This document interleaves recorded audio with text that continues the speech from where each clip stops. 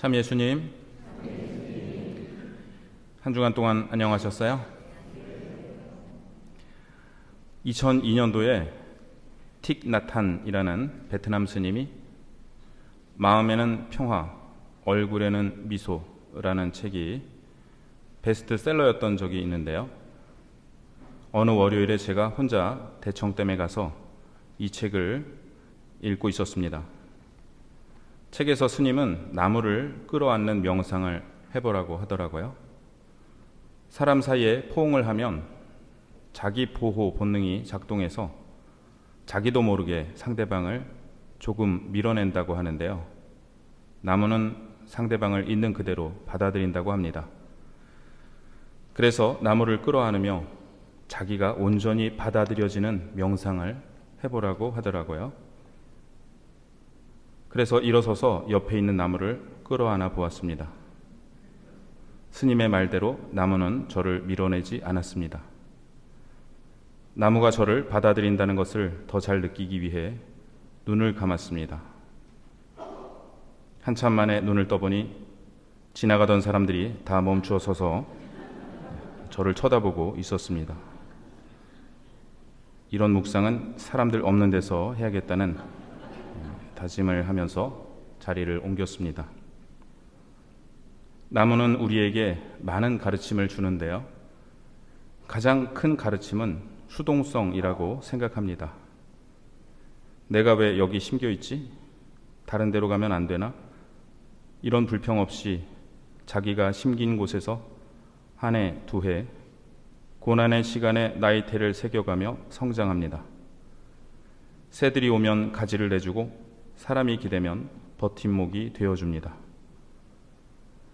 제1독서에서 우리는 에제키엘 예언자의 말씀을 들었는데요. 이스라엘 역사상 가장 치욕스러운 순간인 기원전 587년 바빌론에 의해 예루살렘 성전이 함락되기 10년 전에 이미 에제키엘은 바빌론으로 압송되었던 것으로 보입니다. 바빌론 유배지에서 에제키엘은 주님의 영광이 성전을 나와 예루살렘에서 멀어지는 것을 환시를 통해 보았고, 주님의 성전이 결국 이방인에 의해 짓밟혔다는 절망적인 소식을 듣습니다. 에제키엘은 이스라엘의 우상 숭배가 이러한 시련을 가져왔다며 회개를 선포하는 한편 하느님께서 당신 백성을 다시 회복시켜 주시리라는 희망 또한 예언했습니다. 그것이 오늘 제1독서의 말씀입니다. 주 야훼께서 이렇게 말한다. 내가 손수 높은 향백나무의 꼭대기 순을 따서 심으리라. 그것을 심어 놓으면 햇가지가 나고 열매를 맺으며 훌륭한 향백나무가 되리라. 온갖 새들이 그 아래 깃들이고 온갖 날짐승이 그 가지 그늘에 깃들이리라. 절망의 한가운데서 에제키엘은 새로운 희망의 말씀을 받아 전합니다. 나무를 비유로 든 것은 아마 바빌론과 이스라엘에 공통적으로 자라나고 있는 것이고, 유배지에서도 그 희망의 씨앗을 확인할 수 있기 때문이 아닌가 합니다. 많은 교부들은 에제키엘이 예언한 향백나무의 꼭대기 순이 예수 그리스도 또는 교회를 상징한다고 해석합니다. 예수님은 오늘 복음에서 두 가지 비유를 드시는데요.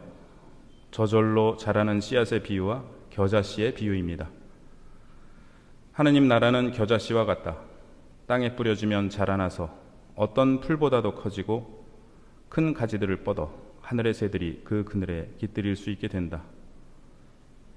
예수님 역시 로마의 식민 지배 아래에서 유다의 정치 지도자들과 종교 지도자들이 자신들의 권력 유지에만 취해 서민들을 착취하고 있던 그 시기에 이렇듯 새롭고 결정적인 희망을 선포하십니다. 그 희망의 표상은 나무였습니다. 우리 주위에 강 주변이나 산 위에 누가 심었는지도 모를 나무들이 저절로 자라나고 있습니다. 하지만 저절로 자라는 나무가 어디 있겠습니까? 하느님께서 자라게 하고 계신 것입니다. 에제키엘 예언자처럼 예수님도 그 나무에 온갖 새들이 깃든다는 말씀을 하시는데 이는 여러 민족을 상징합니다.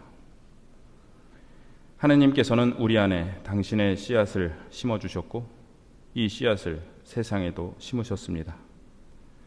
내 안에 심으신 씨앗은 자라나 내가 지금 하느님 앞에 나와 있게 하였고 세상에 심으신 씨앗은 교회가 되어 모든 민족들이 하느님께 찬미를 드리고 있습니다. 17세기에 프랑스의 철학자요 수학자인 블레즈 파스칼은 두 번의 회심 체험을 했는데요. 첫 번째 회심은 15살 때에 아버지를 치료하기 위해 온 두 의사의 정성과 그들이 전해준 교리에 감동하여 신앙에 귀의한 것입니다. 하지만 28살 때 아버지가 돌아가시자 신앙의 회의를 품고 하느님을 멀리 했습니다. 사치스럽고 세속적인 생활에 빠졌고 수녀원에 간 누이 동생이 재산을 수도원에 기증하려 하자 맹렬히 반대하기도 하였습니다. 그러던 파스칼은 어느 날 밤 갑자기 달라졌고 다시 하느님께 돌아왔습니다. 39살 때 자기 집을 병든 한 아이에게 물려주었고 자신은 누이의 집으로 옮겨가 투병을 하다가 가난한 사람들을 충분히 돌보지 못했음을 참회하며 세상을 떠났습니다. 그가 남긴 수많은 신앙적인 글이 빵세라는 이름으로 묶여 세상에 나왔습니다. 그가 죽은 뒤 사람들은 그의 외투에서 메모지 한 장을 발견했습니다.